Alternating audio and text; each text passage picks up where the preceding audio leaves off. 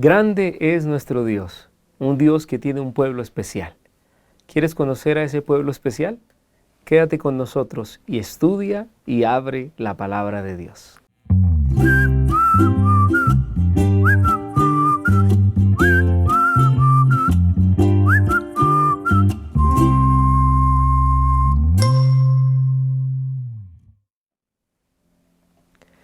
Una vez más nos centramos en el libro de Apocalipsis, porque el libro de Apocalipsis, ya lo hemos dicho reiterativamente, se basa en la adoración correcta a quien vas a adorar.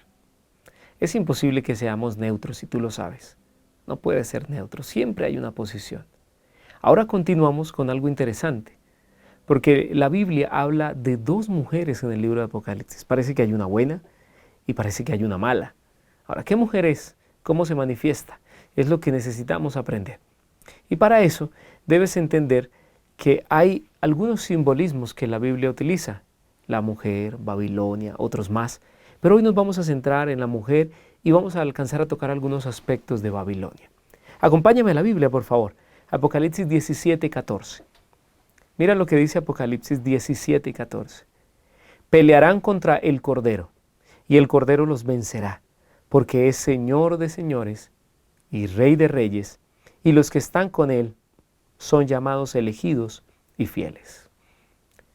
Nada más con este texto inicial en Apocalipsis 17, en el contexto de una batalla cósmica que se libra y que se librará, te das cuenta que la adoración se pone en juego una vez más. Hay aquellos que siguen al Cordero y aquellos que atacan al Cordero. Pero lo más interesante que puedo percibir acá es que pase lo que pase, el Cordero vencerá.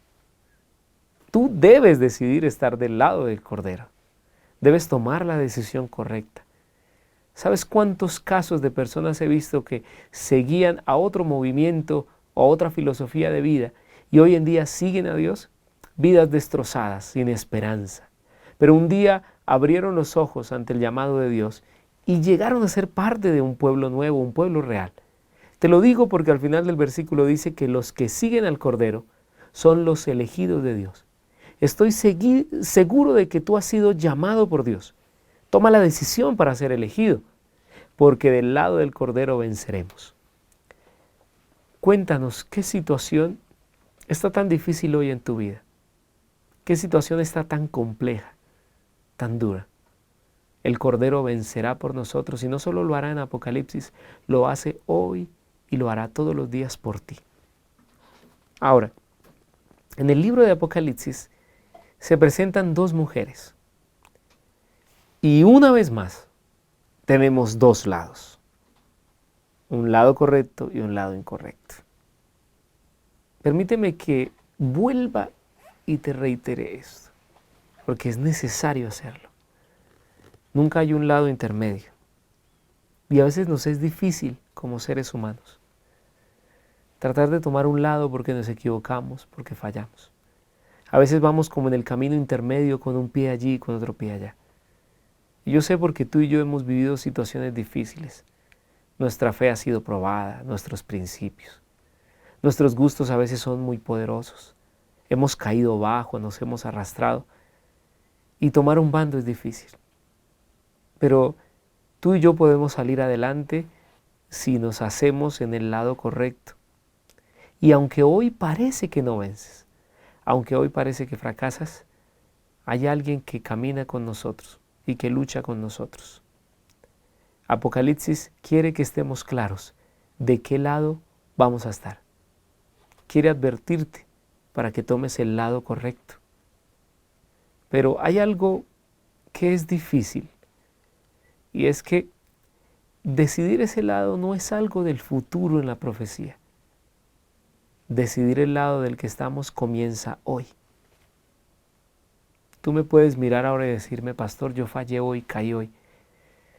Es que la salvación no solo se basa en esas pequeñas decisiones, se basa en el Dios grande que estás siguiendo. En ese Dios que aunque tú caes, te levanta.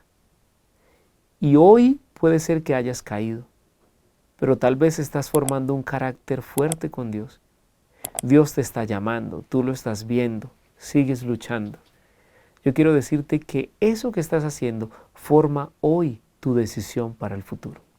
Lo que quiero que entiendas es que tú de repente no vas a cambiar tu pensamiento y en el futuro vas a irte del lado correcto. No, tu carácter se ha ido formando y tú tomarás una decisión correcta más adelante. Por eso es importante ir definiendo desde ya el lado en el que vamos a estar. Apocalipsis 12, 17. Entonces el dragón se llenó de ira contra la mujer y se fue a hacer guerra contra el resto de la descendencia de ella, contra los que guardan los mandamientos de Dios y tienen el testimonio de Jesús. Leamos una cita más, Apocalipsis 17, 14. Pelearán contra el Cordero, ya lo habíamos visto, y el Cordero los vencerá, porque es Señor de señores y Rey de señores, y los que están con Él son llamados, elegidos y fieles. Hay algunos aspectos en estos dos textos, sí, pero quiero que nos centremos un momento en el pueblo que aparece en estos dos versículos. Unos guardan los mandamientos de Dios, el pueblo de Dios guarda los mandamientos de Dios, tiene el testimonio de Jesucristo, y por el otro lado, en el otro versículo, los hijos de Dios son fieles, elegidos fieles. ¿Percibes esto? Las características del pueblo de Dios: fidelidad a su palabra, fidelidad a los mandatos de Dios, guardar los mandamientos de Dios. Oye, qué interesante que Dios nos presente a su pueblo y nos dé características especiales. El testimonio de Jesucristo, que es creer en los profetas, tener el espíritu de profecía. Y al mirar estos dos versículos, podemos comprender que sí hay una definición para el pueblo de Dios, y es fidelidad.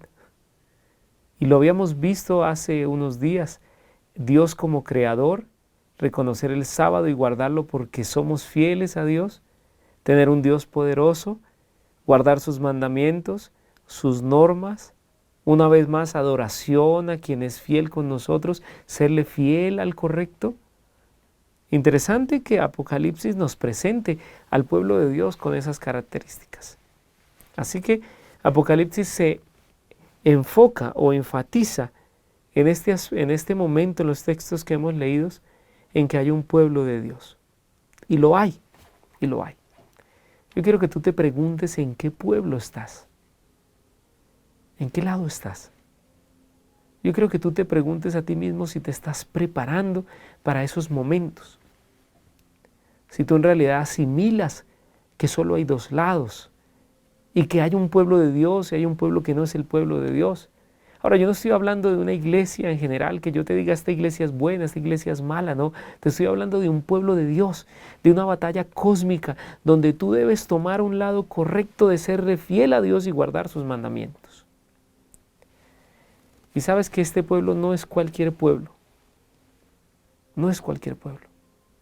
Es un pueblo comprado con la sangre preciosa de Jesús, la cual es capacitada, o el pueblo es capacitado para ser fiel y para enfrentar lo atroz de la tentación. Satanás, a través de la historia, siempre ha intentado atacar, siempre. Después de que el enemigo se rebela, y se rebela contra la ley de Dios, contra el carácter, el juicio del Señor, después de que se rebela, él inventa toda artimaña para atacar o contrarrestar los puntos positivos de Dios. Y ahora más adelante vamos a ver un poco a través de la Escritura cómo Satanás ha manifestado eso. Pero lo que sí sé es que en los dos versículos que leímos anteriormente vemos la incomodidad del enemigo contra el pueblo de Dios. ¿Te has sentido atacado alguna vez? ¿Destruido? ¿Alguna vez has dicho que desde que conociste a Dios todo va de mal en peor? Hay un enemigo que le incomoda todo eso. Y si tú estás intentando hacer las cosas bien, más incómodo estará. Y todas sus artimañas, todo lo que él planea hacer, lo va a lanzar contra ti. Acuérdate de la historia de Job. Así que tú debes saber que si estás del lado correcto, no permitas que nada mueva tu polo a tierra, que es Cristo Jesús. Satanás siempre buscará la forma, mi querido y mi querida, de mover tus principios, de comprar con la subjetividad tu fidelidad. Te pondrá situaciones donde puedes cambiar algunos principios, pero recuerda que el pueblo de Dios será fiel, guardará los mandamientos del Señor. Fidelidad y fidelidad de los escogidos, que esto es interesante, ¿no? Han sido escogidos para ser fieles, dice Apocalipsis. Pero esos escogidos pues van a ser fieles precisamente. Y esta fidelidad es manifestada por ese pueblo maravilloso de Dios. Pero debemos comprender esta fidelidad, porque fidelidad implica obediencia. La fidelidad implica obedecer aunque no me parezca y aunque el mundo nos dé otro concepto. Y la obediencia es guardar la ley de Dios. Y guardar la ley de Dios implica todos los mandamientos, incluyendo el sábado también. Y escogidos, pues para poderlo comprender, debemos saber que somos llamados y luego escogidos. Mateo 22:14 dice que son muchos los llamados y pocos los escogidos. Dios nunca va a negar el llamado a nadie, es decir, el llamado se extiende a todos los que están viendo, a mí también, a los que pronto escucharán. El llamado está para todos. Ser escogidos significa ser arrebatados de ese lugar, pero nunca Dios arrebatará por la fuerza, sino que Dios arrebata en el sentido de que yo me dispongo a dejar que Dios pelee por mí la buena batalla. Así que fidelidad, obediencia, son parte primordial del pueblo de Dios. Apocalipsis 14. Otro ángel lo siguió diciendo: ha caído Babilonia, la gran ciudad, porque ha hecho beber a todas las naciones del vino del furor de su fornicación. Y luego Apocalipsis 17, 1 y 2, dice: vino uno de los 7 ángeles que tenían las 7 copas, y habló conmigo diciendo: ven acá y te mostraré la sentencia contra la gran ramera, la que está sentada sobre muchas aguas. Con ellas han fornicado los reyes de la tierra, los habitantes de la tierra se han embriagado con el vino de su fornicación. Mira que en Apocalipsis 14 y Apocalipsis 17 se está definiendo a una mujer en especial. Pero también se menciona en cierta forma a Babilonia, y Babilonia pues en Apocalipsis es usada como símbolo de la Babilonia que ya existió. Y tú sabes los problemas que tenía la Babilonia antigua, su idolatría y otras cosas. Así que Babilonia en Apocalipsis representa un sistema religioso falso, un sistema religioso falso. Y recuerden que Apocalipsis está en el contexto religioso espiritual, es decir, que este poder no solo puede ser político, sino que tiene que ser religioso. Es decir, tiene que ver con un pueblo que cree o pretende ser el pueblo de Dios, pero que está lleno de infidelidad o de falsas doctrinas. Y una mujer en la Biblia representa a la iglesia. Mira, Jeremías 2 dice: como mujer hermosa y delicada compararé a la hija de Sión, refiriéndose al pueblo de Dios. Luego Efesios 5:25 empieza a hablar de que los maridos amen a sus esposas así como a Cristo ama a la iglesia y se entregó por ella misma. Siempre esa referencia de mujer al pueblo de Dios. Y Oseas 2:20 dice: y te desposaré conmigo en fe y conocerás al Señor. Otra vez en el contexto de una mujer, de una esposa. Así, la otra mujer, si una mujer es el pueblo de Dios, entonces la otra mujer debe ser lo contrario. Un pueblo que proclama ser religioso, pero que no es fiel. Mira lo que dice Santiago 4:4. Dice: adúlteros y adúlteras, ¿no sabéis que la amistad del mundo es enemistad con Dios? Cualquiera pues que quiere ser amigo del mundo se constituye en enemigo de Dios. Es decir, que cuando Apocalipsis dice que adulteraron con esta mujer, el adulterio en la Biblia es considerado enemistad contra Dios. Y esta segunda mujer nos manifiesta esa fornicación, ese adulterio.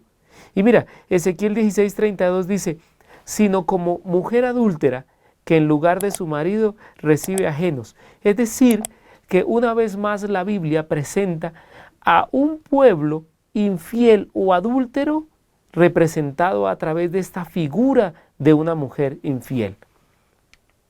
Y Apocalipsis 17 también le llama a esta mujer una ramera, es decir, que dejó a su verdadero esposo. Igual crees que es el verdadero esposo de la iglesia, pues Jesús. Ahora, aunque una iglesia proclame que cree en Jesús, no significa que siga a Jesús, porque eso depende de su fidelidad y de sus creencias doctrinales, si son puras o no. Si sigue filosofías relativistas o seculares o del mundo.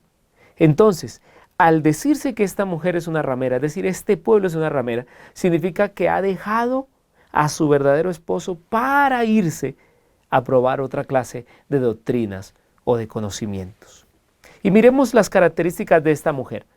Los reyes de la tierra han fornicado con ella, los habitantes se han embriagado con el vino de su fornicación, y estas dos características interesantes nos muestran una vez más que este pueblo o esta mujer definitivamente prefiere tener sus bases en la fornicación con el mundo y prefiere precisamente embriagarse de doctrinas falsas. Y eso está en Apocalipsis 17:2. Nota que ramera, fornicación o embriagarse son palabras de connotación negativa en la Escritura. Una vez más, Juan, al escribir el Apocalipsis, enfatiza que esta mujer tiene puras cualidades o puras concepciones negativas. Fornicación, embriagarse, todo siempre será respecto a falsas enseñanzas. Quiero que miremos Apocalipsis capítulo 17 y Apocalipsis 18. 18, 1 al 4 dice: después de estas cosas vi otro ángel descender del cielo, teniendo gran potencia, y la tierra fue alumbrada de su gloria. Y clamó con fortaleza a alta voz diciendo: caída es Babilonia la grande, y es hecha habitación de demonios, y guarida de todo espíritu inmundo, y albergue de toda ave sucia y aborrecible, porque todos los gentiles han bebido del vino del furor de su fornicación, y los reyes de la tierra han fornicado con ella, y los mercaderes de la tierra se han enriquecido de la potencia de sus deleites. Y el versículo 4 dice: y oí otra voz del cielo que decía: salid de ella, pueblo mío, para que no seáis participantes de sus pecados, y para que no recibáis sus plagas. Y Apocalipsis 17 vuelve a hablar de que vio uno de los 7 ángeles, que tenían las 7 copas, y habló conmigo diciendo: ven acá y te mostraré la sentencia contra la gran ramera, la que está sentada sobre muchas aguas. Con ella han fornicado los reyes de la tierra. Los habitantes de la tierra se han embriagado con el vino de su fornicación. Ya hablamos de las características de esta mujer, ahora miremos el alcance. Cuando tú observas estos dos versículos te das cuenta que no es algo localizado, un pueblo, una región, una iglesia, no. Es a nivel mundial el alcance de la fornicación de esta mujer o de este sistema eclesiástico que se une con los reyes de la tierra para pregonar algo que no es real, para cambiar la ley de Dios, para cambiar los tiempos y demás. Es un alcance mundial, o sea, un conflicto cósmico. Y tú y yo estamos envueltos. Por eso no nos podemos hacer a un lado. Es imposible hacernos a un lado. Tenemos que afrontar la posición que tomemos. Y ahora sí quiero entrar un poco en detalle con respecto a lo que hace el enemigo, porque como Dios tiene un evangelio eterno y es un evangelio que tiene que ser predicado a nivel mundial, ahora el enemigo lanza un sistema eclesiástico que engaña a nivel mundial. ¿Te das cuenta? El enemigo siempre intentará falsificar lo que Dios hizo. Por eso Mateo 24, cuando vemos las señales del regreso de Jesús, Jesús inicia diciéndoles: tengan cuidado de ser engañados, que nadie os engañe. Porque ser engañados sería perder el rumbo hacia dónde vamos y podríamos estar en el pueblo equivocado. El enemigo hace algo interesante y quiero tomarme un tiempo para esto. Mira, cuando Dios dijo que iba a levantar a su simiente en Génesis 3:15, el enemigo intentó levantar la suya a través de Caín y Caín mató a Abel. El enemigo pensó que de pronto eliminando a Abel iba a solucionar todo, pero no. Luego con el tiempo te das cuenta que Dios establece y conforta a su pueblo, pero luego en Génesis 6 ya el enemigo logra formar su propio pueblo, tuvo que ser destruido, luego viene la Torre de Babel y el enemigo intentando hacer lo contrario a Dios, y a través de toda la Escritura nos damos cuenta cómo Dios, cuando decía no mentirás, el enemigo decía no, miente, tranquilo, hay mentiras piadosas. Cuando el enemigo dice, Dios dice no mates, entonces el enemigo dice sí, pero depende de las circunstancias, y te vas a dar cuenta que llegamos a Apocalipsis y Dios dice adórenme bien, y el enemigo dice no, adorémoslo como podamos, que de igual forma nos vamos a salvar. Entonces, en ese mismo contexto, nos damos cuenta que el enemigo siempre falsificará todo lo que Dios ha intentado hacer. Por lo mismo va a ser con el sábado, te vas a dar cuenta. Ahora, los versículos muestran la fornicación de esta mujer, o sea, la unión ilícita entre este sistema eclesiástico o este sistema religioso y el gobierno, es decir, los reyes de la tierra. Debe haber una unión para poder cumplir sus planes, obviamente. Así, la iglesia de Dios, la iglesia caída, busca poder y autoridad con los gobiernos.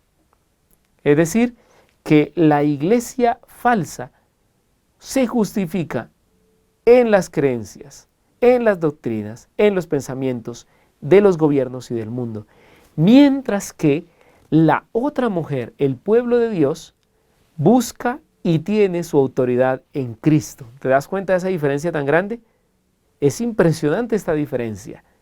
Ahora, este pueblo confía en las enseñanzas del mundo, en los gobiernos, en la autoridad y el poder de los gobiernos.